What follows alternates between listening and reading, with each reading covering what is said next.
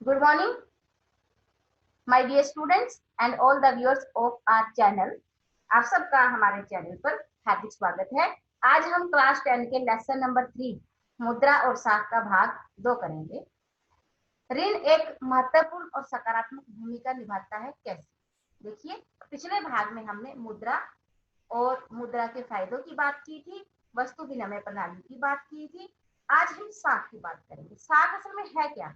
साख अपने आप में एक ग्रामीण क्षेत्र में लोगों के द्वारा लिया जाने वाला ऋण है, वो साख कहलाता है। ये दो प्रकार से अपना काम करता है। एक तो महत्वपूर्ण और सकारात्मक, दूसरी भूमिका है कि जिसने ऋण लिया है वो कर्जदार और भी कर्जे के तले दबता चला जाता है और उसकी स्थिति बहुत दुखदायी हो जाती है, कष्टदायक हो जाती है। यहाँ पर हम इसी स्थिति को समझने के लिए दो उदाहरण लेंगे। पहली स्थिति जो है वो है एक जूता निर्माता सलीम की। उसके पास शहर के एक बड़े व्यापारी से 3000 जोड़ी जूते बनाने की मांग आती है, जिसे उसे 1 महीने के अंदर पूरा करना है। इस काम को पूरा करने के लिए सलीम जो है सिलाई और चिपकाने का काम करने के लिए अतिरिक्त मजदूरों की आवश्यकता है और उसे कच्चा माल भी खरीदना है। कच्चा माल और अतिरिक्त मजदूर रखना ये कार्यशील पूंजी कहलाता है, जबकि भवन और उसके औजार जो है स्थायी पूंजी में आते हैं। इन सभी खर्चों को पूरा करने के लिए वो दो स्रोतों से ऋण लेता है। एक तो जिससे उसने चमड़ा लिया है अर्थात कच्चा माल, उसके सामने प्रस्ताव रखता है कि आप उसे चमड़ा पहले दे दे तो भुगतान बाद में कर देगा। दूसरा है बड़े व्यापारी से 1000 जूतों के लिए अग्रिम भुगतान के रूप में नकद कर्ज लेता है और कहता है कि वो 1 महीना होने से पहले ही ऑर्डर पूरा कर देगा। और होता भी वही है। सलीम महीने के आखिर में जूते पहुंचाने में कामयाब होता है, उसे अच्छा खासा लाभ होता है, उसकी स्थिति भी अच्छी होती है। देखिए, ऋण उत्पादन के कार्यशील खर्चे और उत्पादन को पूरा करने में मदद करते हैं। अर्थात ऋण लेने का फायदा हो गया, आमदनी भी बढ़ गई और स्थिति भी पहले से बेहतर होगी। अर्थात ऋण लेना अच्छी बात है, सकारात्मक बात है और ये बहुत महत्वपूर्ण है। लेकिन सबके साथ ऐसा नहीं होता। आइए दूसरी स्थिति पर चर्चा करते हैं। एक छोटी सी किसान है स्वप्ना, 3 एकड़ भूमि है उसके पास, उस पर वो मूंगफली उगाती है। वह इस उम्मीद पर कि फसल जब तैयार हो जाएगी तो कर्जे को अदा कर देगी और खेती के खर्चे के लिए वो शाहूकार से ऋण लेती है। लेकिन कीटनाशकों के हमले की वजह से उसकी फसल खराब हो जाती है और वो फिर अगले साल कर्ज लेती है। लेकिन इस बार फसल सामान्य होती है और वो कर्ज नहीं चुका पाती और धीरे धीरे करके उसका कर्ज बढ़ता चला जाता है और वो कर्ज जाल में फंस जाती है, अर्थात स्थिति और भी खराब। ऋण कर्जदार को ऐसी परिस्थिति में दिखाई देता है जहां से निकलना कष्टदायक है, अर्थात वो कर्ज जाल में फंस जाता है। ऋण व्यक्ति को कर्ज जाल में फंसा देता है, उसे अपनी जमीन बेचनी पड़ती है और उसकी स्थिति पहले से भी बदतर हो जाती है। इसलिए देखो, हमने दोनों स्थितियों की बात की, निष्कर्ष क्या निकला कि ऋण उपयोगी होगा या नहीं, यह परिस्थिति के खतरों और हानि होने पर उसे कोई सहयोग मिल सकता है नहीं की संभावना पर निर्भर करता है। हो सकता है कि सलीम के भी अपने जूते टाइम पर ना दे पाता तो स्थितियां खराब हो जाती, लेकिन वो दे पाया इसलिए स्थितियां अच्छी हो गई। स्वप्ना कर्ज जाल में फंसती चली गई, लेकिन उस समय यदि उसने ऋण किसी सहकारी समिति से या बैंक से लिया होता तो उसकी स्थिति भी अच्छी हो सकती थी। फिर है ऋण की शर्तें। ये बहुत महत्वपूर्ण टॉपिक है कि ऋण की शर्तें क्या है। जब भी हम किससे ब्याज लेते हैं तो वो हमें पैसे तो देता है, लेकिन बदले में तो उसे कुछ चाहिए होता है। तो वो तय करता है सबसे पहले ब्याज की दर, कि मैं जो आपको मूलधन दे रहा हूँ उसका ब्याज मुझे किस प्रकार चाहिए। समर्थक ऋणाधार, अर्थात आप मुझे गारंटी में क्या रखेंगे। आवश्यक कागजात और भुगतान के तरीके, सबको सम्मिलित रूप से मिलाने से तय होती है ऋण की शर्तें। मान लीजिए ऋण की राशि अर्थात मूलधन 5 लाख है, ऋण चुकाना है 4 साल में। आवश्यक कागजात कोई रजिस्ट्री है, स्थायी पता, आधार वगैरह वगैरह। फिर ब्याज की दर 5% मासिक, बहुत ज्यादा है ये, लेकिन ऐसा ही होता है, हम आगे भी देखेंगे। जब हम किसी अनौपचारिक या किसी शाहूकार या जमींदार से पैसे ब्याज पर लेते हैं। अदायगी का स्वरूप कैसा होगा? पैसे नकद में चुकाएंगे या जमीन का कोई टुकड़ा देना होगा? और समर्थक ऋणाधार, जब तक कर्जदार पैसे नहीं चुका देता तब तक वो अपनी कोई संपत्ति, कोई वाहन या जेवर कर्जदाता के पास गारंटी के रूप में रखेगा। मान लीजिए अगर कर्जदार पैसे नहीं चुका पाया तो कर्जदाता कहाँ जाएगा? तो वो अपने पैसे पूरे करेगा उस समर्थक ऋणाधार के में रखी गई वस्तु को बेचकर। तो ऐसी संपत्ति जिसका मालिक कर्जदार है, उसके पास कोई भूमि, कोई इमारत, कोई गाड़ी, पशु, बैंक में पूंजी कुछ भी है, उसे वह गारंटी के रूप में अपने उधारदाता को अर्थात कर्जदाता को दे देता है। तब तक ऋण का भुगतान नहीं होता। उसके बाद वो वापस किसके पास आ जाती है? कर्जदार के पास आ जाती है। यदि कर्जदार उधार वापस नहीं कर पाता तो उधारदाता भुगतान प्राप्ति के लिए उस संपत्ति या समर्थक ऋणाधार को बेचकर अपने पैसे पूरे कर सकता है। फिर हम बात करेंगे कि एक गांव की जहां पर अलग अलग लोगों ने अलग अलग प्रकार के ऋण लिया हुआ है। एक आदमी है श्यामल, उसका कहना है कि उसके पास 1.5 एकड़ जमीन है और उसे हर मौसम में उधार की आवश्यकता पड़ती है। पहले तो वो एक महाजन से ऋण लिया करता था 5% मासिक, अर्थात साल का 60% ब्याज देना पड़ता था।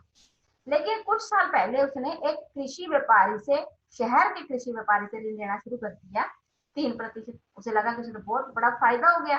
कहाँ उसे 60 देना पड़ता था, कहाँ उसे 36 देना पड़ रहा है। और ये ऋण से वो बहुत सारी अपनी आवश्यकताओं को पूरा करता है क्योंकि वो शुरू में दे देता है। ऋण पर ब्याज के अलावा व्यापारी किसान से वादा लेता है कि वो अपनी फसल जो है वो व्यापारी को ही बेचेगा। तो व्यापारी भी निश्चिंत हो जाता है कि जब इसकी फसल आएगी तो ये मुझे ही बेचेगा। और व्यापारी क्या करता है, उस फसल को गोदाम में भर लेता है और जब अच्छे महंगे रेट पर फसल बिकती है तब उसे बेचकर खूब मुनाफा कमाता है। ये मुनाफा श्यामल को नहीं मिलता। श्यामल को तो बस क्या फायदा हुआ था कि 60 की जगह 36% ब्याज देना पड़ा। जबकि यहाँ पर एक कंडीशन और क्या लग गई कि उसे अब अपनी फसल केवल उसी व्यापारी को बेचनी होगी। दूसरी बात करते हैं हम अरुण की। अरुण एक किसान मजदूरों के काम का निरीक्षण कर रहा है और उसके पास 60 एकड़ अच्छी जमीन है, इसीलिए वो एक बैंक से ऋण ले लेता है। बैंक में ब्याज दर जो है केवल 8.5% है। देखिए कितनी कम, कहाँ 60, कहाँ 36, कहाँ 8.5। और अगले 3 साल में कभी भी लौटा सकता है। जब उसकी फसल तैयार होकर वो अपनी उपज का कुछ हिस्सा बेचकर ऋण की अदायगी भी कर देगा। वो अपने आलू की फसल को शीत भंडार गृह में, कोल्ड स्टोरेज में रख देता है और उसके लिए भी उसे बैंक से ऋण मिल जाता है और जब वो महंगे रेट होंगे तब उसे बेच देगा। तो अरुण की स्थिति कितनी बेहतर है और श्यामल की कितनी खराब। रमा ये भी एक खेती मजदूर के रूप में काम करती है और जब इसके पास कोई काम नहीं होता तो रोजमर्रा के खर्चों के लिए इसे ब्याज पर पैसे लेने पड़ते हैं और ये पैसे लेती है अपने उस मालिक से जिसके खेतों में वो काम करती है। भूस्वामी उसे 5% मासिक ब्याज के दर पर पैसे देता है और फिर रमा को नया ऋण लेना पड़ता है जबकि वो पुराना भी लौटा भी नहीं पाई होती। वर्तमान समय में उसे भूस्वामी के 5,000 रुपए देने हैं और भूस्वामी उसके साथ अच्छा व्यवहार भी नहीं करता, लेकिन फिर भी रमा उसके यहाँ काम करती है क्योंकि जब भी जरूरत पड़ती है तो रमा अपने जमींदार से ही पैसे ब्याज पर लेती है। फिर हम बात करते हैं सहकारी समितियों की। बैंकों के अलावा ग्रामीण क्षेत्रों में सस्ते ऋण का एक स्रोत सहकारी समितियां हैं। सहकारी समितियों के सदस्य अपने सदस्यों को कुछ क्षेत्रों में सहयोग के लिए एकत्रित होते हैं और फिर वो उनके बचत को अपने पास रखते हैं। और इसी प्रकार एक सोनपुर के नजदीक गांव है जहां पर 2300 किसान इसके सदस्य हैं। अब जो बचत पूंजी समिति के पास थी, सहकारी समिति के पास, उसी के आधार पर बैंक ने वहां के किसानों को ऋण दिया हुआ है और ये ऋण वहां के किसानों के लिए बहुत फायदेमंद साबित हो रहा है। फिर हम बात करेंगे ऋण के 2 वर्ग। देखिए हमने बात की थी श्यामल ने शाहूकार से पैसे लिए, फिर शहरी व्यापारी से लिए। रमा अपने जमींदार से, अपने मालिक से लेती है, जबकि हमने देखा कि अरुण किसी बैंक से लेता है। तो उसमें सहकारी समितियां भी आती हैं, जबकि अनौपचारिक में रमा और शामिल। तो ग्रामीण परिवारों पर 2012 में एक सर्वेक्षण किया गया, जिसमें पता चला कि 2% लोग जो हैं वो औपचारिक स्रोतों से, अन्य औपचारिक से लेते हैं, जबकि 8% लोग अपने रिश्तेदार या मित्रों से लेते हैं। 33% लोग, सबसे ज्यादा जो है, शाहूकार से लेते हैं, 1% जमींदार से। जबकि औपचारिक की बात करें, सरकारी में एक, सहकारी समितियों और बैंकों से 25, व्यवसायिक बैंकों से 25 और अन्य औपचारिक स्रोतों से, अन्य औपचारिक है ये, अनौपचारिक में 2 थे, अन्य औपचारिक में 5। तो कुल मिलाकर हम देखते हैं कि जो गांव में रहने वाले लोग हैं वो ज्यादातर निर्भर हैं अनौपचारिक स्रोतों पर। अब हम देखेंगे औपचारिक अनौपचारिक ऋण स्रोत क्या होते हैं। पहले बात करते हैं औपचारिक की। ये स्रोत रिजर्व बैंक ऑफ इंडिया के नियंत्रण में काम करते हैं, इसीलिए इनकी ब्याज दर कम होती है। जबकि अनौपचारिक ऋण स्रोत जो होते हैं वो किसी आरबीआई के नियंत्रण में काम नहीं करते। इनकी ब्याज की दर कम होती है, इनकी ब्याज की दर अधिक होती है। इनकी ऋण वापसी की शर्तें आसान होती हैं, लेकिन इनकी ऋणदाता की मर्जी के अनुसार। यहाँ पर बस समर्थक ऋणाधार की मांग कर सकते हैं। यही यहाँ पर सबसे जो कमजोर कड़ी है कि एक लंबी कागजी कार्रवाई से किसान को गुजरना पड़ता है, जबकि अनौपचारिक में कोई कागजी कार्रवाई नहीं होती। इसकी उदाहरण बैंक, बीमा कंपनी, सहकारी समितियां हैं, जबकि अनौपचारिक के जो उदाहरण है वो रिश्तेदार, मित्र, शाहूकार या जमींदार है। अब हम बात करेंगे कि शहरी परिवारों के द्वारा कुल ऋण का कितने प्रतिशत औपचारिक या अनौपचारिक से लिया जाता है। हम शहरों में 4 प्रकार के लोग देखते हैं: गरीब, कम संपत्ति वाले, समृद्ध और अमीर, बेहद अमीर। जो गरीब है उसमें 85% लोग जो हैं वो अनौपचारिक स्रोतों से, किसी शाहूकार से, महाजन से, जमींदार से, जबकि केवल 15% लोग ही किसी बैंक से ऋण लेते हैं। कम संपत्ति वाले 53% लोग अनौपचारिक से और 47% लोग औपचारिक से। 28% लोग जो समृद्ध परिवारों के हैं वो तो लेते हैं अनौपचारिक से, जबकि 72 औपचारिक से ही इनकी स्थितियां जो है अच्छी हैं। और जो बेहद अमीर हैं वो अपने हर प्रकार के संसाधनों का प्रयोग करके वो औपचारिक स्रोतों से ऋण लेते हैं। और यहाँ भी दिखाया गया कि 90% लोग जो अमीर हैं वो सहकारी या बैंकों से, सहकारी क्षेत्र से ऋण लेते हैं। अब औपचारिक और अनौपचारिक साथ किसे क्या मिलता है। पहला देखो उपाय हम क्या कर सकते हैं। पहला, औपचारिक स्रोत अभी भी ग्रामीण परिवारों की कुल ऋण जरूरतों को केवल 50% ही पूरा कर पाता है, बल्कि 50 से अधिक तो जो लोग हैं वो अनौपचारिक स्रोतों से ही पूरा करते हैं। और अनौपचारिक की जो ब्याज की दरें हैं वो बहुत अधिक होती हैं।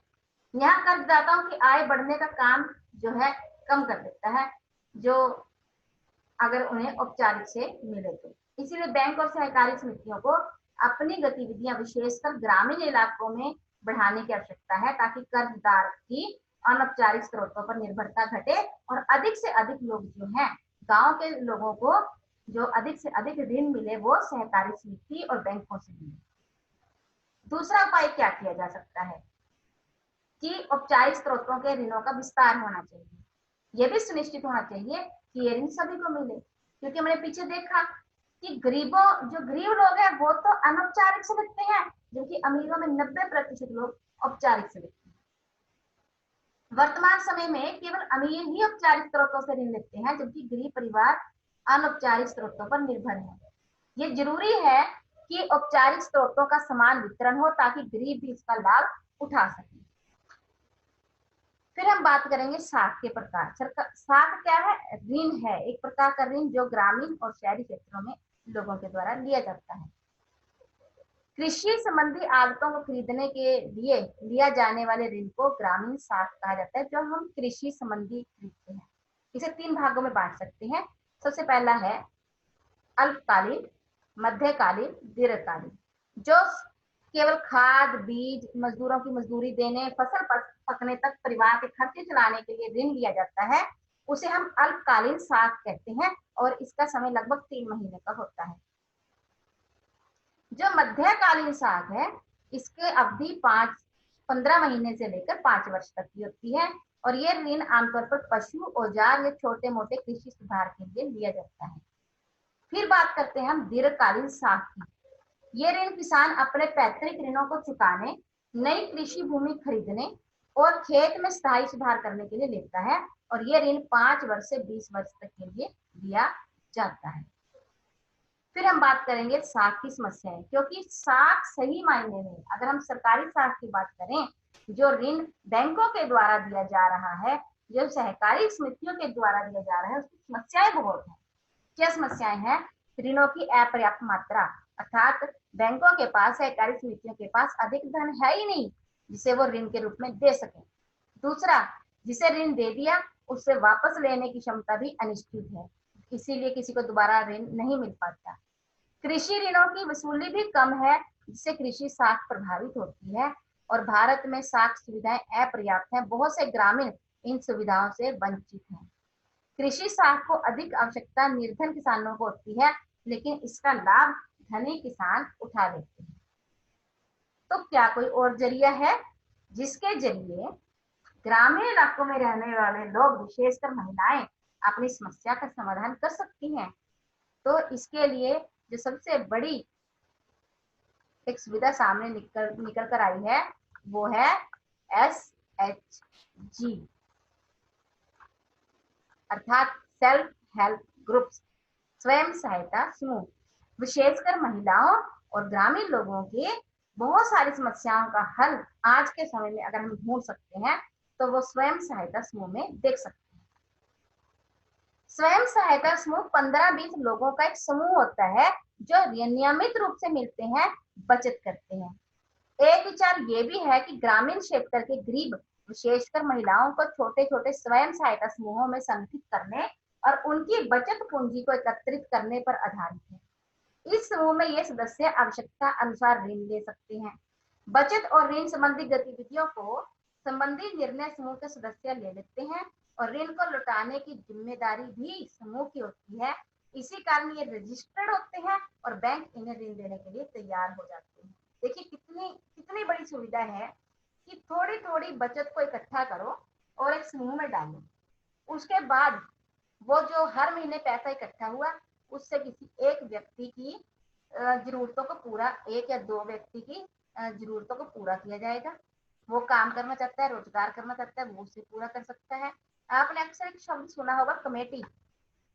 बहुत सारे लोग कहते हैं कि मेरी तो 500 रुपए की तो मैं महीना कमेटी देता हूँ, 200 रुपए की, 1000 रुपए की, अपनी क्षमताओं के हिसाब से लोग कमेटी डाल के रखते हैं और वो पैसे जो है आए महीने फिर जिस व्यक्ति को भी मिलते हैं उससे उसका कुछ खर्चा चल जाता है। इसका उद्देश्य क्या है? ये इतने बड़े व्यापक रूप में काम कर रहे स्वयं सहायता समूहों का उद्देश्य क्या है? इसका प्रमुख उद्देश्य है कि समूह सदस्य की छोटी मोटी पैसों की जरूरतें पूरी हों ताकि वो किसी बड़े ब्याज को भुगतान करने के शोषण से बच सके। अब देखिए स्वयं सहायता समूह में जो उसे 2000 रुपए मिले, 3000 रुपए, जो भी उसकी जरूरत के हिसाब से उसे उसके पैसों की बचत के हिसाब से मिले, उससे वो अपना काम चला सकता है। जबकि यदि वही पैसे वो किसी शाहूकार या जमींदार से लेता तो उसे उसके लिए बहुत बड़ा ब्याज भुगताना पड़ सकता था। ग्रामीण क्षेत्रों के गरीबों को संगठित करना भी एक उद्देश्य है और स्वावलंबन की ओर लेके जाना, ताकि वो कोई अपना काम, कोई उद्योग, कोई छोटा मोटा बिजनेस शुरू कर सके। और ये एक ऐसा मंच भी है जहां महिलाएं अपनी घरेलू समस्याओं को रखती हैं और फिर उसके निदान पर भी विचार किया जाता है। इसीलिए स्वयं सहायता समूह को कम आंकना गलती होगी। इसके असर बहुत बड़े हैं और ये निरंतर कार्यशील है। फिर हम बात करेंगे निर्धनों के स्वयं सहायता समूहों के लाभ।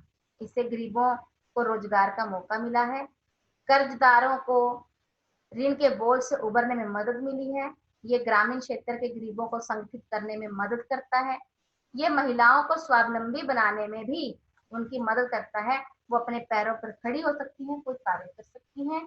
यहाँ महिलाओं को एक ऐसा मंच मिल जाता है जहाँ पर वो सामाजिक विषय जैसे स्वास्थ्य, पोषण, घरेलू हिंसा पर भी चर्चा कर पाती हैं और उसके निदान के उपाय सोच पाती हैं। इसके अलावा यह स्वरोजगार के अवसरों का भी सृजन करता है। तो इसी प्रकार के एक स्वयं सहायता समूह की बात करें तो हमें बांग्लादेश के ग्रामीण बैंक से जुड़ना होगा। बांग्लादेश में ग्रामीण बैंक है जहां उचित ब्याज दरों पर गरीबों को ऋण दिया जाता है और इसका एक जबरदस्त सफल इतिहास रहा है। 1970 में इस ग्रामीण बैंक की शुरुआत हुई थी और 2018 में ग्रामीण बैंक के 9 लाख सदस्य हैं जो बांग्लादेश के 81,600 गांव में फैले हुए हैं। ये ऋण देने वाली ज्यादातर यहाँ पर महिलाएं हैं और उनका संबंध समाज के गरीब तबके से है।